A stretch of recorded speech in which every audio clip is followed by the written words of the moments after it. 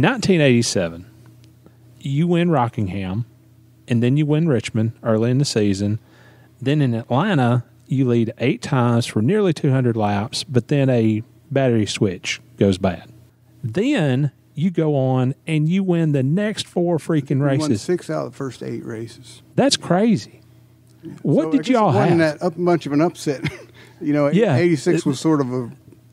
86 might have been an upset, but 87 was not. It was for real because we were able to pull it off, and we actually, were improving on some stuff based on the year before. So, that was for sure our strongest year the whole time. What was it like to go to the racetrack during that stretch? Were you basically already etching your name on the trophy before practice started? Since then, even maybe a little before that, that's always been my philosophy about racing. You never go to race. You got to have their ass covered before you go. And the race is just running out the laps and like frosting. That's just the fine print. We got you beat already. And that was the attitude, and that was the game plan. Now, what was that feeling like? I can't imagine. Buy it. Yeah, I can't imagine a high like that. That's 87. Was it 30 years ago? Yeah. I've been trying to get that shit back ever since, Rick, to tell you the truth. That feeling, you can't. Wow. That's something that comes a few times in life. Yeah. Nobody gets to do that. Like I said, you can't imagine the feeling. And it was silly because it can't last. Yeah. And we all, especially the farther it went, the more success we had. And we're almost a decade there. If you're going to win a championship or races or anything, well, you can, but you got to beat us if you're going to do it. Yeah.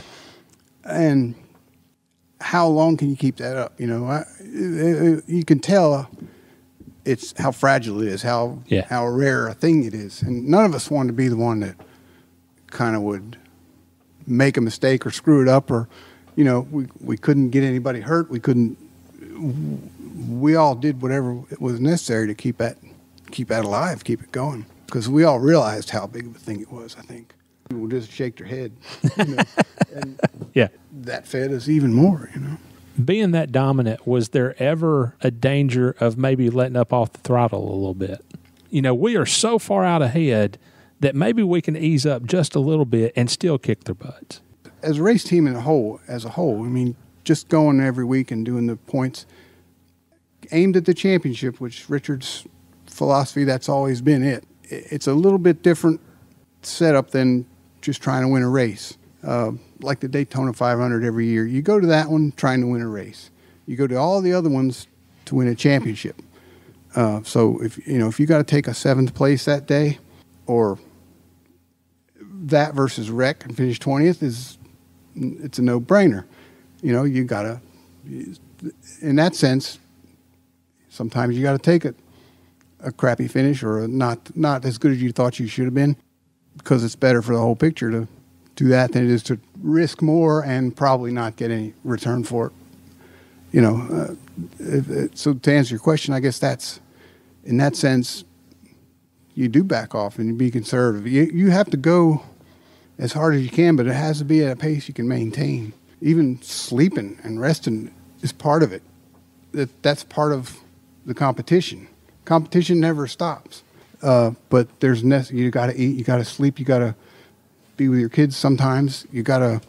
All of it's part of being able to do this for years instead of for weeks and keep it going. So, there's some modulating on the throttle, sure. For all of us, success was the thing that made it work. If we were doing all this shit and didn't win all the time, or once in a while at least, it wouldn't be worthwhile. It certainly didn't pay enough. It was, unbelievable.